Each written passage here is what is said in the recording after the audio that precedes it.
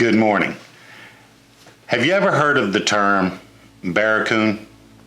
Well, it's a derivative of the Spanish word Barracoon, and basically what it means is barracks. But today we're going to take a trip and we're going to see a Barracoon that has a slightly more ominous tone to it. One that history should not forget, and one that history almost did. But thanks to a small group here in Savannah, Georgia, they have been saved and are now on a tour. If you ever come to Savannah, you need to take the tour. I will explain later in the video what that tour is about. If you like this video, please hit the subscribe button. It's right over here. Don't forget to hit that bell so that you'll know when we do an episode, and we do one each and every week.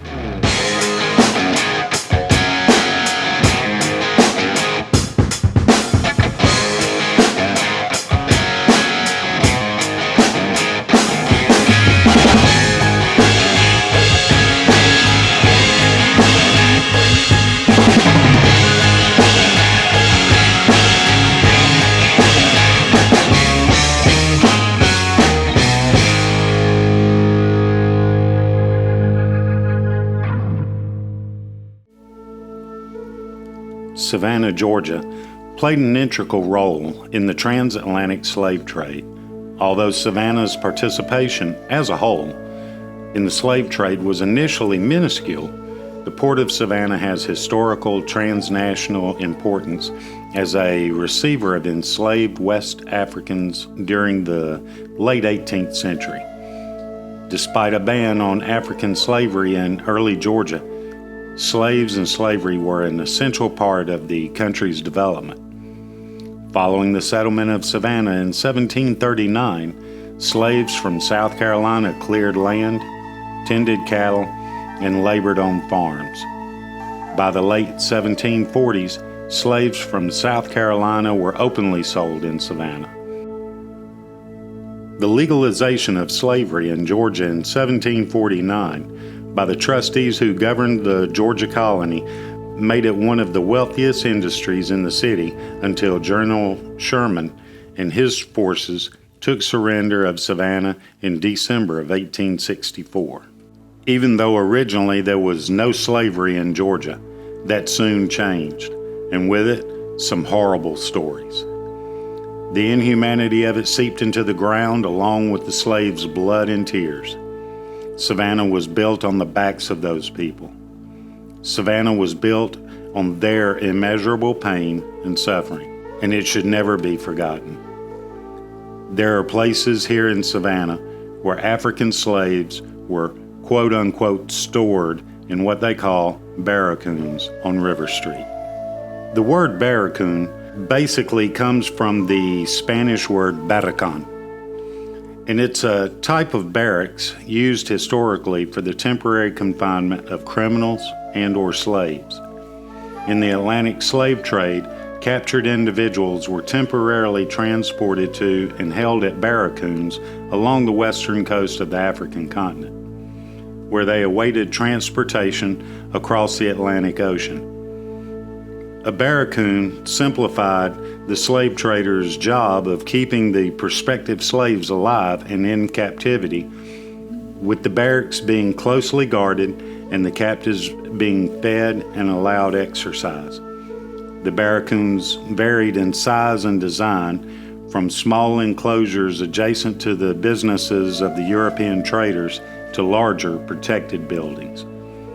The amount of time slaves spent inside a barracoon depended primarily on two factors: their health and the availability of slave ships.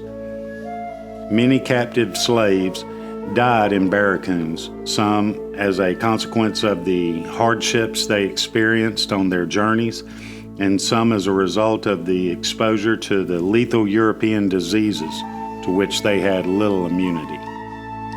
After the grueling passage, but before arriving at port, traders separated the sick and the weak.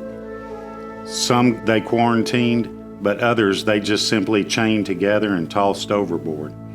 Men, women, and children healthy enough to work were then chained and stored in these cave-like holding areas until public auction. This is a slave barracoon on River Street, which is a barracks-like storage enclosure where slaves were warehoused like cattle.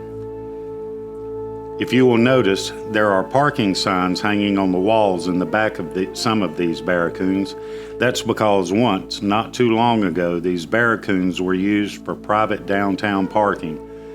But thanks to a group of historians known as the Slave Dwelling Project Incorporated, these barracoons are now protected and actually part of a tour that you can take. This 3-hour tour and low country lunch is a 2.5-mile radius walk from site to site. They will show you 7 sacred places where African slaves were stored in barracoons on River Street, lanes on Bay Lane, walkways, and the basements of business establishments in preparation for slave auction sales. 3 sacred places built by slaves: the First African Baptist Church, First Bryan Baptist Church, and the Second African Baptist Church, Owens Thomas House, a preserved slave dwelling. Also on this tour, the slave wall will identify hand and fingerprints embedded in bricks throughout the tour.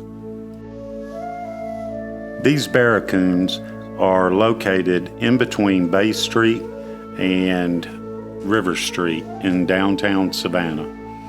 Many people drive past them and walk past them every day. Many don't even know what they were originally built for.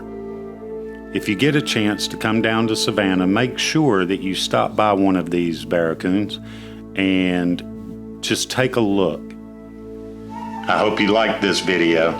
If you did, hit the subscribe button. It's right over here on the left. It's a little red button, subscribe.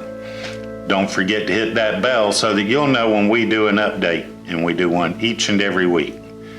Remember, every trip starts with a step, and that step, well, it starts with you.